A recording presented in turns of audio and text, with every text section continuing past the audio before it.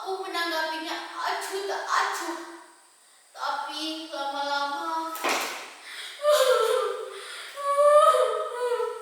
Lingga, Kiki, Eza tiba-tiba menghilang dari peredaran. Mereka tak mau bersahabat denganku lagi. Apa arti dalam persahabatan ini? Tak berguna. Ini. Sebentar, Ma. Obat yang Mama pesan sudah ada dari luar.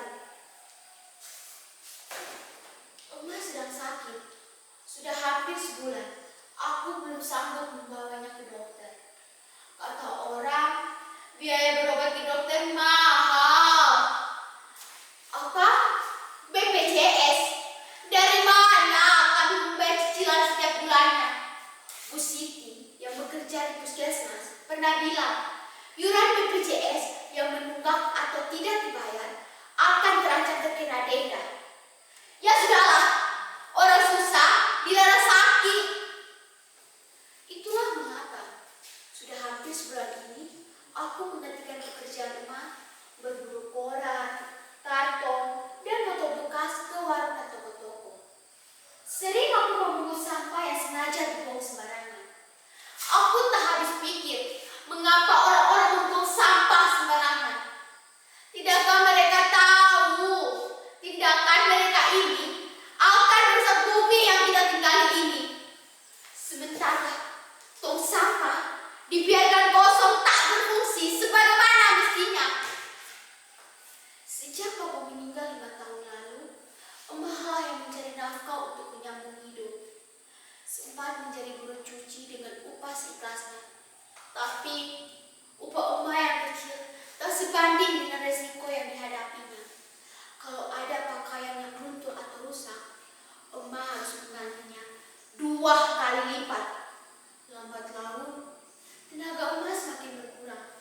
Tak kuat lagi mencuci. Kemudian, emak memilih menjadi pemulung.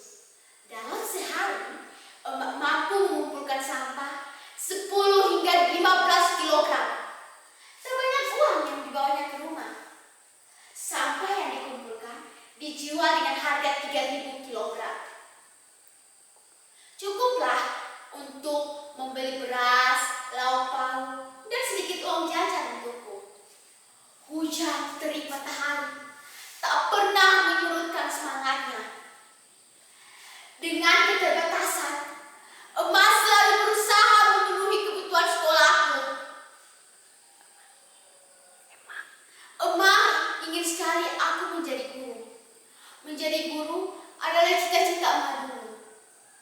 Ai, bagaimanapun pedihnya hidup, ingat, kamu masih punya Tuhan. Jangan menyerah menggapai cita-cita. Begitu pesan emak. Saat ini, emak sakit keras. Barang-barang ini telah menyelamatkan hidup saya. Pepatah bilang, sampah satu orang adalah harta bagi orang lain. Dengan sampah-sampah ini, aku masih bisa makan, sekolah, bahkan jika ada uang lebih, aku bisa beli pulsa internet. Lihatlah langit biru Aini. Kesanalah matamu harus memandang. Apa yang kamu lakukan akan menjadi cahaya bagi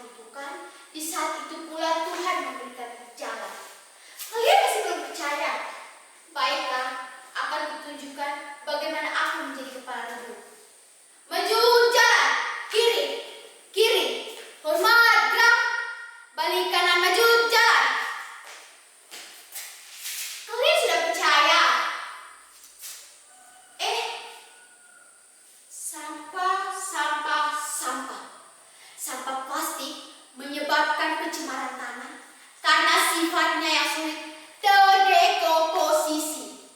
Plastik membutuhkan waktu 10 hingga 20 tahun untuk terurai secara alami. Saat ini Indonesia sedang menghadapi krisis sampah plastik. Konsumsi penduduk setiap tahunnya terus meningkat, tetapi kesadaran untuk mengolah sampah plastik tidak begitu meningkat. Di mana ini? Panas! Panas! Langit pekat!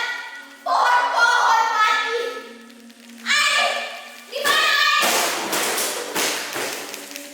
Kotor dan bau! Lihat, mata kedua orang itu memerah. Kulitnya mengelupas. Jangan mendekat. Pergi, pergi. Kenapa aku kotor begini? Kulit air melepuh. Kerongkongan, tak bisa bernafas. Tolong. Apakah ini firasat? Tangan kecil ini harus berbuat sesuatu?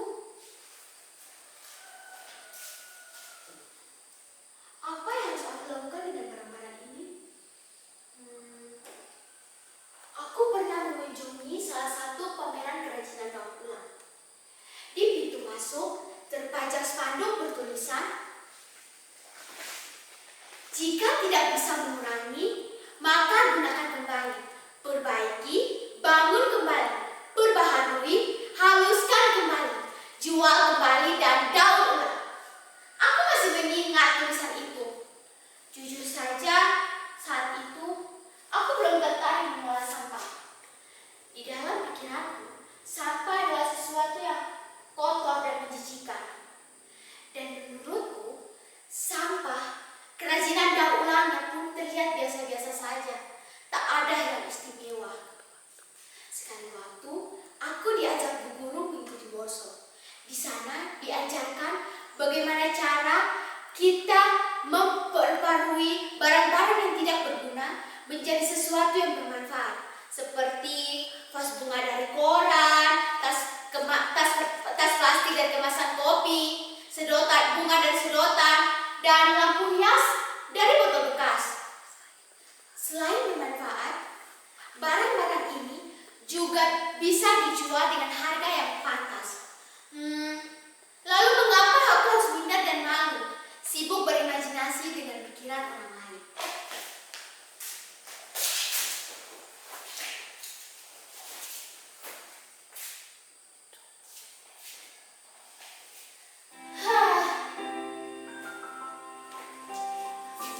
Cuaca begitu cerah. Aku begitu bersemangat merealisasikan rencana-rencana. La la la la la la la.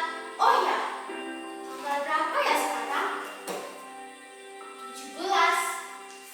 Oma mengizinkan ruang tamu ini digunakan sebagai galeri sekaligus tempat pelatihan.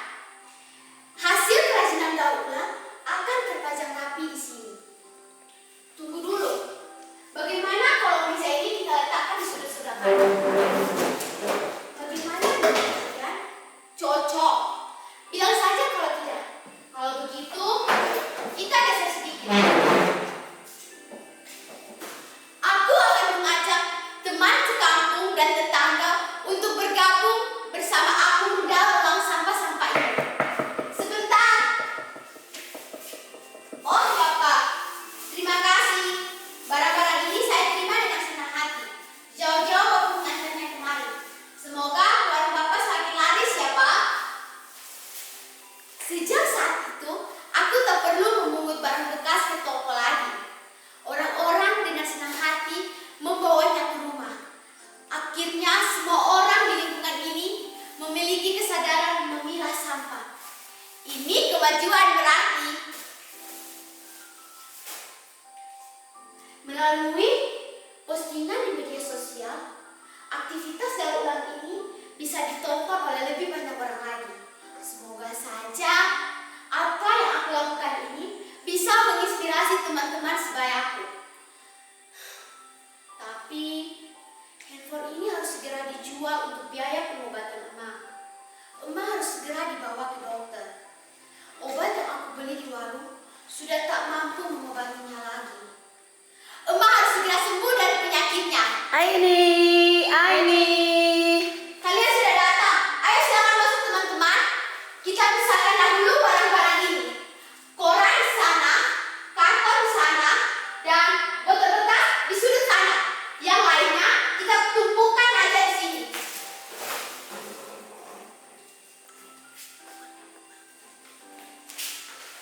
Lihat, kita akan membuat vas bunga dari koran ini. Cukup mudah membuatnya. Oh ya, halo Pak. Iya betul, saya Aini. Iya, saya dan teman-teman saya yang mendaur ulang sampah-sampah ini. Kapan jadwal pamerannya, Pak? Oke, baik, akan saya usahakan. Baik, silakan mampir ke rumah untuk melihat-lihat. Oke, terima kasih, Bapak. Teman-teman, kita mendapat undangan pameran bulan depan. Yes! Hasil karya kita akan dipajang bersama hasil karya pengrajin lainnya. Tapi, bagaimana kalau produk kita lebih jelek dari mereka? Mereka pasti akan menertawakan kita, menganggap kita tak profesional. Aduh, bagaimana ini? Apa aku tolak aja tawaran mereka? Tidak, tidak. Kita harus optimis, percaya diri dan yakin. Aini, ini kesempatan. Kamu harus lebih giat lagi, lebih kreatif lagi. Sesuaikan dengan gambarnya ya. Barang-barang yang sudah jadi, kita letakkan di sudut sana. Ayo, silakan kita selesaikan barang-barangnya. Mengguntingnya jangan terlalu pendek ya, nanti susah menyambungkannya. Coba lihat, ujungnya harus terlihat lebih rapi ya. Aku baru saja mengantar Emma pergi ke dokter. Penyakit Emma harus mendapat penanganan khusus. Tapi Emma bersikeras untuk membawanya pulang. Dokter tak begitu jelas menjelaskan apa penyakitnya. Ia hanya memberikan instruksi bagaimana dalam sehari Emma harus minum obat. Tapi tetapan Emma mengisyaratkan aku untuk segalanya membawa pulang. Di perjalanan pulang, Emma sempat berbisik. Ai, kamu adalah pahlawan.